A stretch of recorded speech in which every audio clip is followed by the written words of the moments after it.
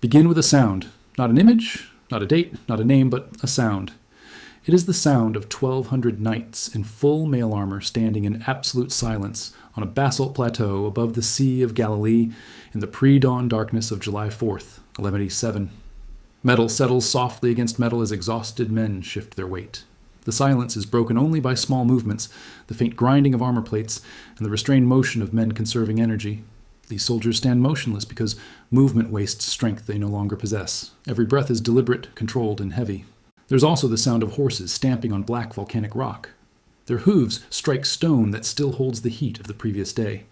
Even the animals sense exhaustion and danger pressing in from every direction.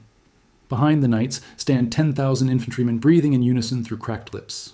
They have not tasted water in 36 hours.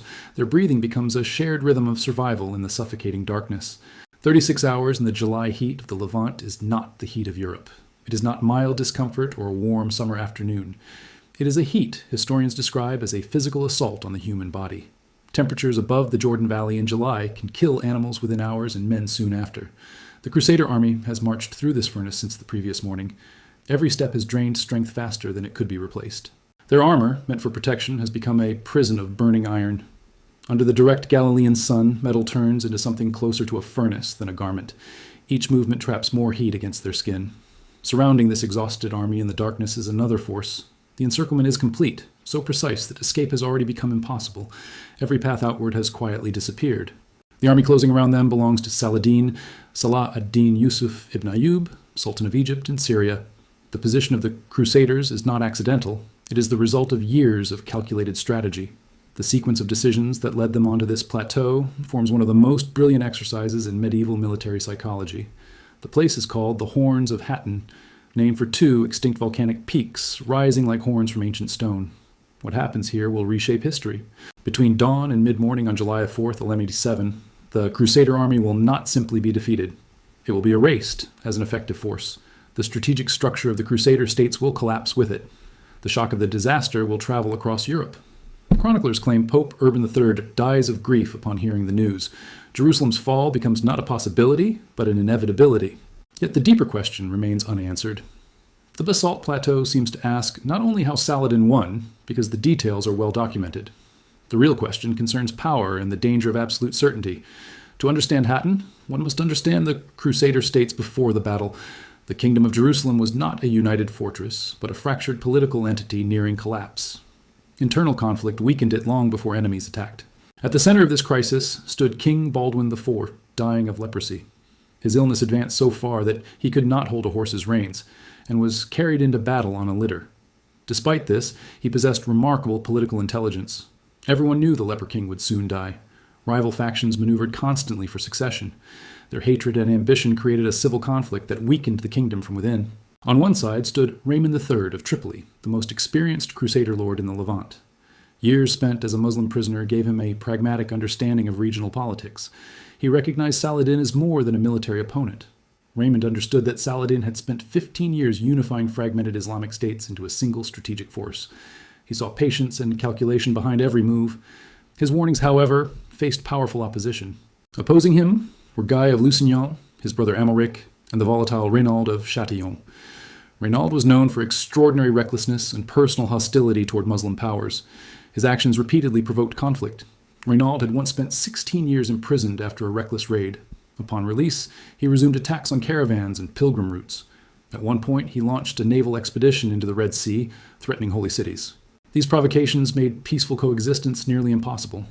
Historians still debate whether Raynald was a fanatic, a psychopath, or a strategist pursuing deliberate escalation.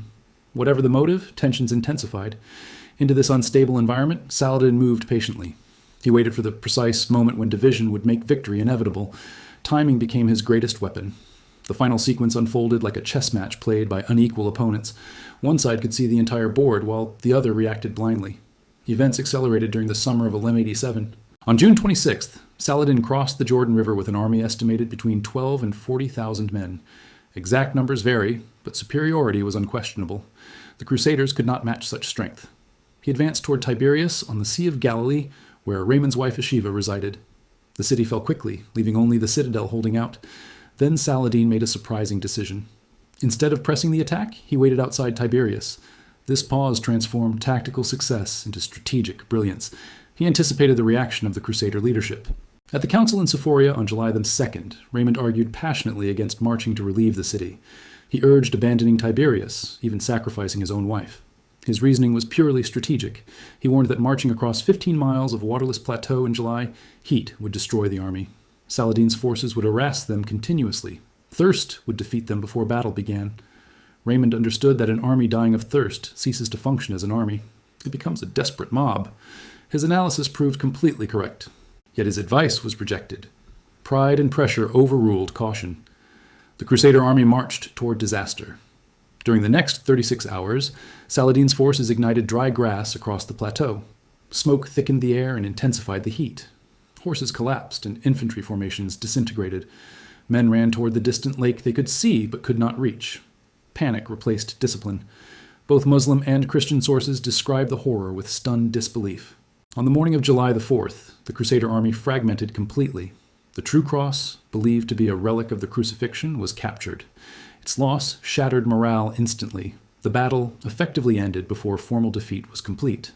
3 months later, Jerusalem fell with minimal resistance. Saladin entered the city he had long planned to reclaim. At this point, history demands moral complexity. Popular narratives often simplify the Crusades into heroes and villains. Reality refuses such simplicity. Saladin himself became heavily mythologized. Western Romantic writers portrayed him as the noble and chivalrous Muslim ruler. This image shaped centuries of cultural memory, yet myth distorts as much as it praises. The real Saladin was a formidable political operator capable of ruthless decisions.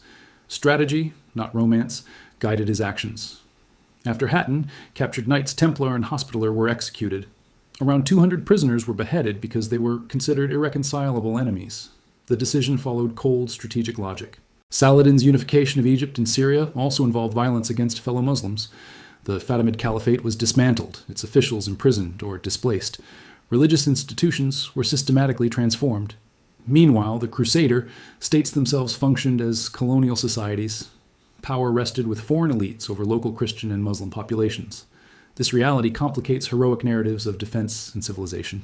The consequences of Hattin cannot be confined to medieval history alone.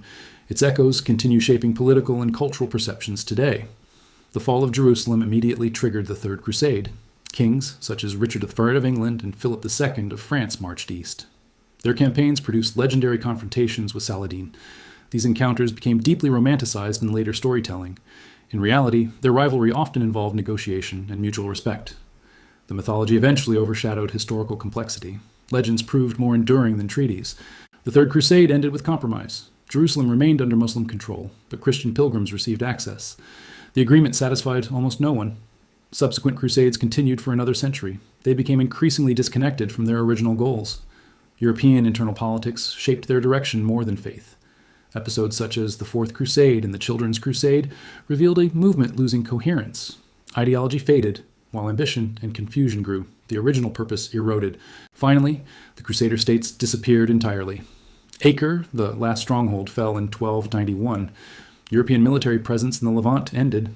What remained was not resolution, but historical sediment. Layers of claims, grievances, and memories accumulated across centuries. Each generation added new meanings to old conflicts. Today, the same geography remains intensely contested. The land once fought over by Saladin and Crusader kings carries enormous psychological weight. Historical memory continues influencing modern identity. Arguments born in the 12th century were never replaced. Instead, they were absorbed into newer disputes. Old wounds became part of contemporary politics. The basalt plateau of Hattin still seems to ask its question. So does Saladin's grave in Damascus and the endlessly rebuilt walls of Jerusalem. History speaks through landscapes. Every sacred place eventually forces people to confront a difficult dilemma. When does history become a foundation for justice? And when does it become a prison? Memory itself can become conflict. At what point does remembering old wounds become indistinguishable from creating new ones? Who decides when enough centuries have passed? And what happens when no one agrees that moment has arrived?